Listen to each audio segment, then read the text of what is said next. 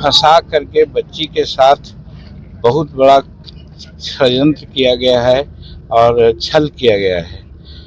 एक कह के कि कुमारा हैं, एक कह के कि स्वजातीय हैं, उसको प्रेम के जाल में फंसाया गया।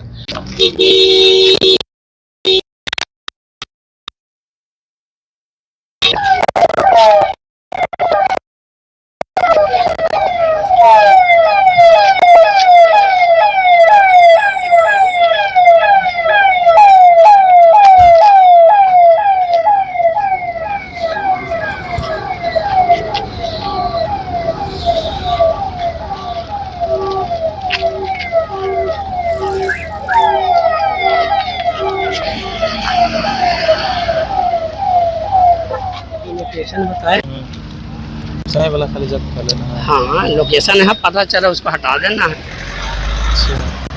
ना। हाँ अब ये ना हटाना फायदा है। हाँ यार एडिट कर रहे हैं तब हटता है।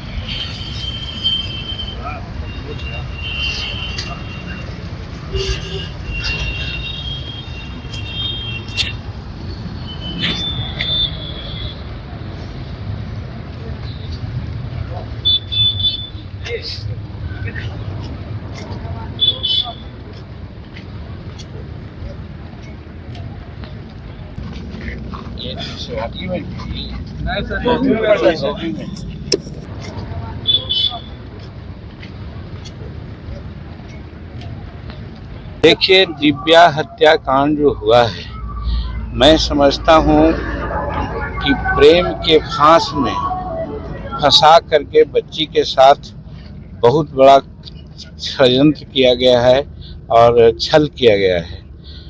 एक कह के कि कुमारा हैं, एक कह के कि स्वजातीय हैं, उसको प्रेम के जाल में फंसाया गया और फंसाने के बाद जब पता चला कि वो विजातीय है, शादीशुदा है, बाल बच्चेदार है, उसके बाद जब इसने केस किया है, केस में उसमें 6 महीना का सज़ा भी हुई या नहीं, जेल गया है वो राहुल नाम का लड़का, अभी केस चल रहा है। अगर तत्पर लोग रहते तो उसी केस को आधार बना करके उस राहुल को तो और सज़ा दिलाया जा सकता था, वो नहीं दिलाया गया। उसके बाद जब जेल से आया और मालूम हुआ कि ये जो केस किया है दिव्या ने, उस केस में कंप्रोमाइज या केस को कंपाउंड कराने के लिए वो प्रेशर डाला था और इसी के संदर्भ में उसको फिर कुछ लोग दे करके बुलाया, ऐसा करेंगे वैसा करेंगे, और वो बेचारी चली गई और चली गई तो उसको वहाँ पर से ले गया बाहर हो जाकर उसकी हत्या करा दिया है। ये सारा मामला शेरघाटी पुलिस को है, चाहे अफसर इंचार्ज हो या शेरघाटी डीएसपी हो, उनको इस सब की जानकारी थी।